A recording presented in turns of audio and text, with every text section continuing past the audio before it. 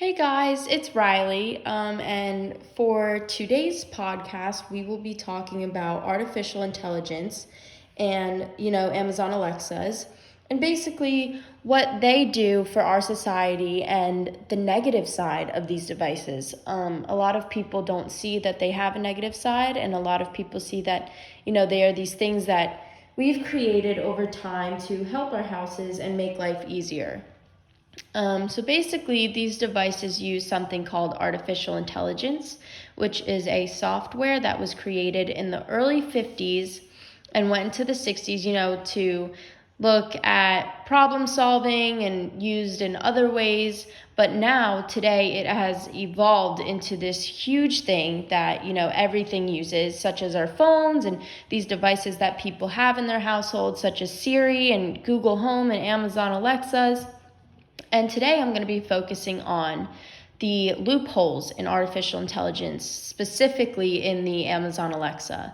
I will later on be bringing in someone who has an Amazon Alexa to see if they know what exactly happens with their devices and what exactly their device records in their household and how they feel about that. But before we get started, let's take a look into artificial intelligence. So before we get started with everything today and bringing in the special guest, I just wanted to talk about how these artificial intelligence devices aren't the best. Artificial intelligence is the software that is found inside these devices, and they have third-party apps from markets that can hack into the software. And basically, that's a problem because if a household or a family or someone has one of these devices, these hackers can hack into the software and, see what they're talking about. So that's not a good thing. Specifically, with the Amazon Alexa, after research, they have found that Amazon Alexa takes your recordings that, one would ask the device, turn it into a transcript, and upload it into a cloud within the artificial intelligence software. This is a problem because basically these third parties can hack into the software and essentially get to the cloud that Amazon Alexa holds and see a bunch of families' transcripts or someone's transcripts about what they're asking these devices and see basically what's going on in their homes, which is a complete invasion of privacy. So before we bring in the special guest, I additionally want to focus on why people buy these devices in the first place. So Amazon actually does a really great job with advertising, and they basically advertise this device as something that will make your life so much easier. What you can do with this device is ask Alexa, you say, "Hey Alexa," or her name, and you can ask her any sort of question about the weather, about how to cook something, or, something you're just curious about, like a sports game. If you have a Prime account through Amazon, then you can hook up certain music stations and you can play your favorite songs, or you can even do your shopping. So you can go grocery shopping on Alexa and say, Alexa, add this to the grocery list, and she'll do it through your Amazon Prime account, and then that'll get delivered through your house. So basically, Americans love this ideology of having like a simpler way of living, and they think that this is the only thing that Alexa does, when we've come to learn that it's not. Additionally, an even more scarier thought is some people go as far to have these Alexas, hooked up to their house. So another advertisement that Amazon uses to hook these people in is that you can turn your lights on by saying, "Hey Alexa, turn the lights on," or "Lock the door Alexa," or "Open the window Alexa," and it basically makes your home a smart home, which is super appealing to some people, but not everyone realizes the danger that these devices put you and the people who live in your house in, and the invasion of privacy, and how privacy goes out the window when you buy one of these devices.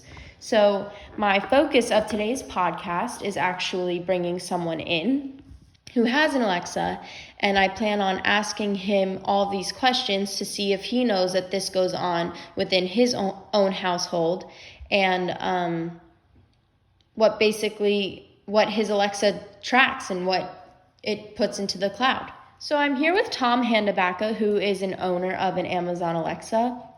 And I just wanted to bring him in today to ask him a couple questions about why he got one, what it does for his family. So welcome, Tom. Thank you, Riley. How are you today? I'm doing well, thanks. That's good. So I heard that you have an Amazon Alexa, and I was just curious as to why you purchased one of these devices. I think it was primarily because of the convenience and the ease that it just does certain things. What do you like most about your Amazon Alexa? The ability to play music. That's very cool. So you just like being able to, say, hey, Alexa, and she plays. If I feel like listening to something, I just tell her, hey, play Led Zeppelin Volume 4, and off we go to Stairway to Heaven. Very cool. So when you have an Alexa and you talk to your Alexa, do you know where that information goes? Yeah, inside the canister.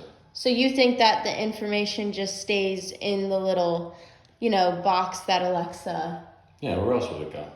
Well, it's funny you would ask. So actually, basically what Amazon has done is that they take Alexa and, they take what you ask her and they basically put it into this cloud of information and turn it into a transcript. So basically, if you ask her to play Led Zeppelin, that'll go into a transcript into the cloud and that'll stay there forever. So basically, what you are saying to these devices aren't just staying in the little Alexa canister. It's actually going into this cloud where hackers can hack in and see your information. And a question for you. Have you ever heard your Alexa go off without you prompting it? Yes. That's also another loophole that Amazon hasn't really mentioned when buying one of these devices. These devices turn on without being prompted. And basically what they can do is record any conversation that you are having without your knowledge. So if you're having dinner with your family, if you're watching a movie with a loved one, Alexa can be listening and putting that information into a cloud, into a transcript that Amazon now owns because you agreed to the terms and agreements. So that's just another thing that they fail to mention. And just another question for you. If you knew what you know now, would you buy one of these devices again? Do you think it poses that big of a threat? I'm not happy if the information that gets disseminated in the house gets recorded. Of course that wouldn't make me happy. So I don't know, I've got to rethink this maybe. Okay. Well, thank you so much for coming into my podcast. I'm just damn glad to be in here. I've been watching you do these for years and years and years, and it finally took me to your 19th birthday to get in here. But hey, I'm glad I'm here. All right, well, thank you very much, sir. So after talking to Tom and, hearing what he had to say about the Amazon Alexa, I just wanted to wrap up here and talk about what Amazon has plans for the future and if they have any idea of putting any sort of security on these devices for us to give us peace of mind. So basically, Amazon wants to actually advance these devices. So they actually have been talking about creating earbuds, smart glasses, a ring, devices for bathrooms, just like a smart toilet or a smart garage, and even a new dog collar that they want to track a pet so the owner can see where the pet's going on their phone. So this is a very big problem because if you think about it, Amazon owns your information. So, when you go to the bathroom, Amazon's going to know when you flush your toilet or when you open your garage. And that can even pose a bigger threat because if these hackers see, when you're closing and opening your garage and they can see your address linked with the Amazon, then that can that can put your family and your house at risk because they know when you're off to work or when no one's home. And it's just like a lack of privacy that, we have to deal with today. So I think that it is an issue that everyday occurrences and actions of these people will be recorded and that Amazon will own that information.